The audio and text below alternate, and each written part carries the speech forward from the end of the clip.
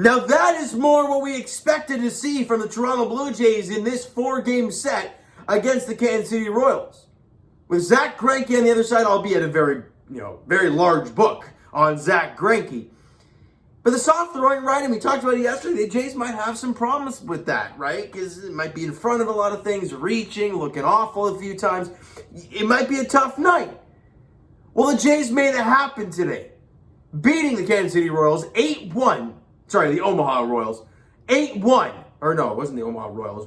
Omaha something or other. I read a comment. I can't remember what it was. But you beat them 8-1, as you were supposed to. 48-43 now are the Toronto Blue Jays on the air. They get the offense rolling today. 16 hits.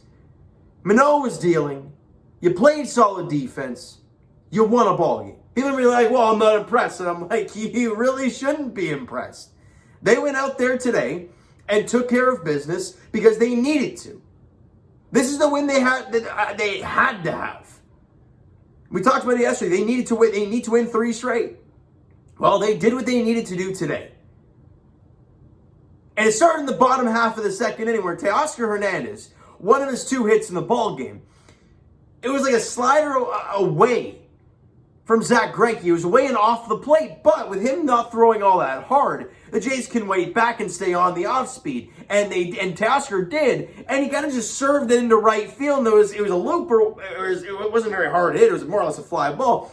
But it was down the right field line. It bounced fair. It's a double for Teoscar Hernandez to lead off that inning. Or was it that inning? I believe it was that inning. And then Raimel Tapia rips one up the middle for a base hit. So Tapia had a great night tonight. I thought he was really, really good. The Jays are on the board in the bottom half of the second. It's 1-0. All right, a good start. You got the lead. That's the important part. And you got early offense, which is beautiful. Because Alek Manoah, you know he's going to shove. You give him early offense as well, it's just gravy. It's just gravy for Alek Manoah. We go to the bottom of the third inning. And Alejandro Kirk's on. Vladdy's on. For Teoscar Hernandez. And we talked about how the very limited opportunities they had with runners in scoring position yesterday, albeit they didn't get a hit with runners in scoring position yesterday. And on the season, they're still not the greatest. They're in the bottom 10, I believe, with hitting with runners in scoring position. Albeit it's on the upswing, obviously, considering how bad they were to start the year. But Teoscar comes up, and he drills one to center field, and it's gone. A 3-run bomb for Teoscar Hernandez, and the Blue Jays now lead at 4-0. I think every Jays fan after that hit was like, okay, that's more like it. But the Jays weren't done. And unfortunately, they got one in the top half of the 5th inning. Nicky Lopez, it's an RBI single. Ryan O'Hearn comes in to score. Ryan O'Hearn got on base via the hit by pitch from Manoah. So kind of a stinker there for him, but it's still a 4-1 game. And they had runners, I believe, at second and third, or at least first and third, less than 2 out, and they didn't score anymore. So it was a big job for Manoah kind of shutting the door there, because in the next half inning, with Lourdes Gurriel Jr. on and Bo Bichette on, Matt Chapman comes up, and he had a hell of a day. And he hits a ball in the inner half, and he turns on. The question is he going to stay fair? And he does. It's a 3-run bomb into the second deck right along the foul pole. And the Jays now lead it 7-1. 2 3-run shots, some clutch hits, and you got a big lead. As you were supposed to against this team. Bottom of the 6th inning, Alejandro Kirk rips one down the third baseline. He's kind of a one-hopper to third. He kind of does an Olay. He gets a piece of it, as does the third baseman. I think it was Rivera. And he goes in and out of his glove. Biggio comes in to score, and the Blue Jays tack on another one. It's now an 8-1 ball game, and that is how it finishes. They finish it up. But I'm not here to talk about that stuff, because you know what? Who cares about that? We're here to talk about the player stats, because how many times have we talked about in the past how when your bottom of the order is cruising, great things are going to happen. You combine your 7, 8, 9 hitters today, they had 8 hits. They had half of your hits today. Incredible. And your 2, 3, 4, Kirk, Bo, and Vladdy, combined 3 for 15. They were all 1 for 5 in the game, albeit they all scored runs, because well, first off, leadoff George Springer was great. He was 2 for 4 in the game with a walk. He had a really nice night in the office. Obviously, DHing today with Tapia in center field. Teoscar Hernandez went 2 for 4 in the game, 2 runs scored, 3 RBIs, a home run, and he has now hit 3 home runs in his last 3 games. If you go back to the finale of this Phillies series, he had the 2-homer day, and then obviously the homer today. Over the last 7 games, they put a stat up there. He's hitting over 400 as Teoscar. I think he's starting to heat up. It's about damn time. But it's really nice to see Teo getting into the groove and getting that right center. We talked about it in that game, in that Philly game. When Teoscar is hitting the ball out of the ballpark to right field and the right center field, you know he's feeling good. And where did his home run go? Center field, a little bit to the right side. I wouldn't say full on right center, but it was in that little gap there. And you love to see that from Teo. He had a great day today. And then here we go, 7, 8, 9. Matt Chapman went 3 for 4 in the game with a run scored, 3 RBIs on the home run. And all 3 of his hits were piss missiles. And we talked about it all season long. Chapman is just ripping baseballs. And the problem is his luck hasn't really been there. Today, he ripped one up the middle for a base hit to start in his first AB. He gets the 3-run bomb in his second AB. And in the third one, stays on a fastball and just puts it through the shift.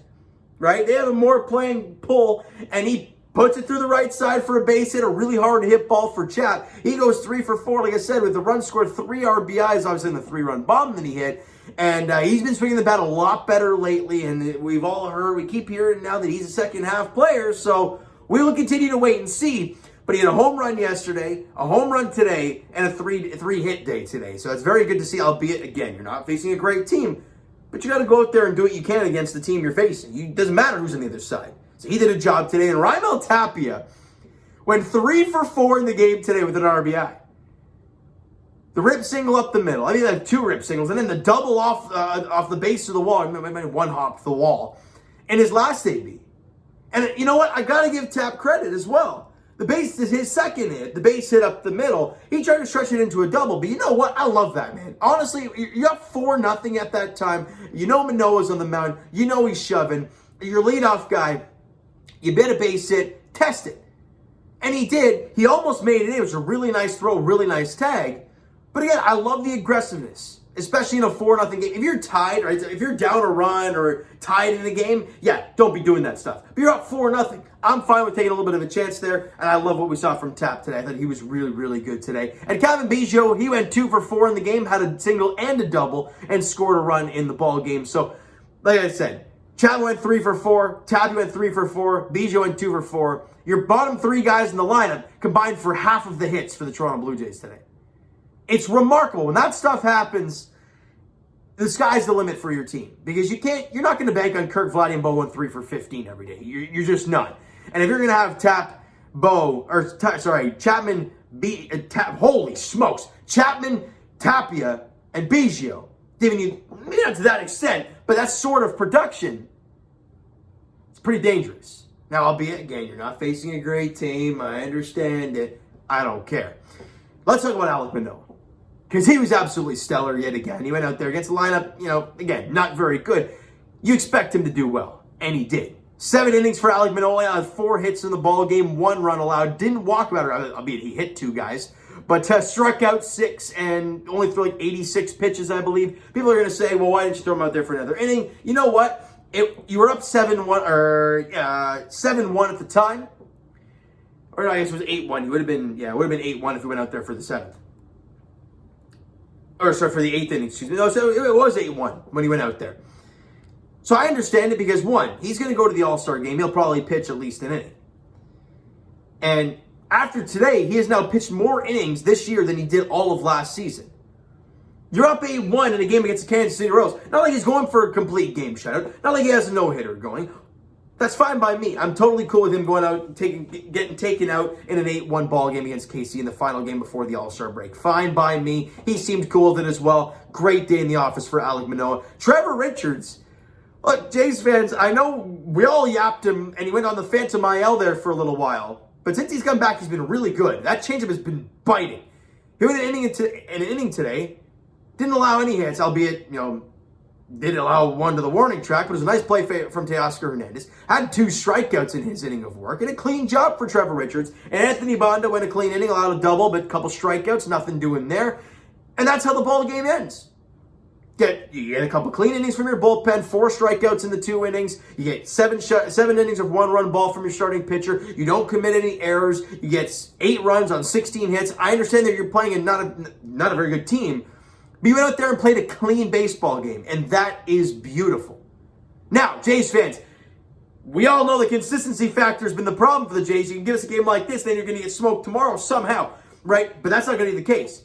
Max Castillo gets the ball for the Jays. I would presume he hasn't been confirmed, but considering that it's that slot open and he started the last game, look, he's going to start tomorrow. If he doesn't, I'll be baffled. If they go with an opener, I'll be shocked. Dustin Lynch? I think it's Dylan. I'm going to go with Dylan Lynch. Is on the mound for the Kansas City Royals there tomorrow afternoon. The lefty, 2 lefties to finish off this series. So it's Lynch versus Castillo at 3:07 at Rogers Center. Look, for Maximo Castillo, just keep doing what you're doing. Going out there, pounding the strike zone, getting soft contact, just doing what he has been doing. It's pretty crazy how remarkable he has been so far for the Jays.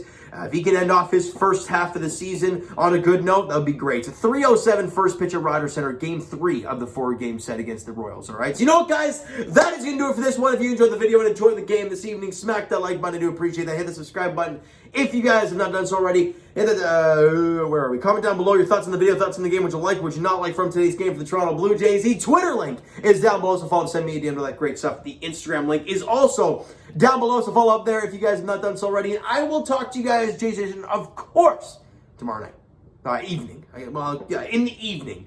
As the Jays take on the Royals in Game 3 of the 4-game set at Rogers Center. Dustin Lynch, I'm going to go Dustin. Maybe I got it right once, or maybe I'm completely off. I don't know. Either way, Lynch gets the ball for the Kansas City Royals. Maximo Castillo gets the ball for the Jays. 3:07 first pitch at Rogers Center. Thank you guys so much for listening and watching. I hope you enjoyed the video and the ball game tonight. We'll talk to you guys then.